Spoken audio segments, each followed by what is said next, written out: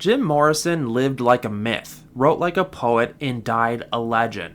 But where did that intensity come from? His childhood holds clues and some say secrets that help explain the man behind the doors. Hey guys, I'm Chris with The Heart of Rock. If you like rock music, consider subscribing. Let's uncover what we know and what still remains a mystery. Jim Morrison wasn't your typical rock star, and from the start, his life was anything but normal. Born in 1943 in Melbourne, Florida, Jim was the son of a strict Navy admiral, George Morrison. Growing up in a military family meant constant moving, discipline, and a lot of structure. He lived all over the US, Florida, Virginia, California, and that kind of unstable, rootless childhood shaped his need for freedom, rebellion, and self-expression. Now here's where things get interesting. Morrison's family life was cold and distant. His dad wasn't supportive of his artistic side at all. In fact, Jim later told people his parents were dead, just to detach from that life completely. That's not typical behavior. It makes you wonder what kind of emotional weight he was carrying from those early years. One event from his childhood stands out, a moment Morrison himself described as the most important in his life. At age 4, while driving through the desert with his family, they came upon a car accident involving Native Americans. Jim claimed he saw bodies on the road and later said he believed the spirit of one of the dead Indians entered him. It sounds like a myth, but Jim mentioned this event repeatedly in his poetry and lyrics. Was it real? Was it symbolic? Either way, it haunted him, and it influenced his view of life, death, and reality. Morrison was also a voracious reader. Morrison liked reading tons and tons of books, even as a kid. He devoured philosophy, poetry, and classic literature. Not many kids at that age were reading that type of stuff, but Jim was. That level of intellectual intensity from childhood fueled his lyrics and persona, but it also isolated him. He didn't really fit in, and that outsider feeling followed him into adulthood.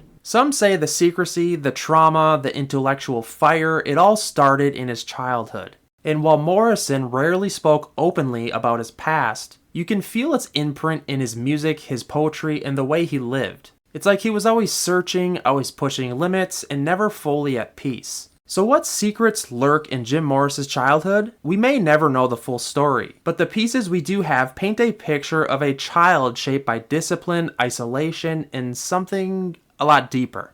Let me know in the comment section what you guys think. This is crazy information to consume. And if you guys like this type of content, consider subscribing. Again, all links will be in the description. Oh, and before you go, you should check out this next video, because I'm super positive you're gonna love it.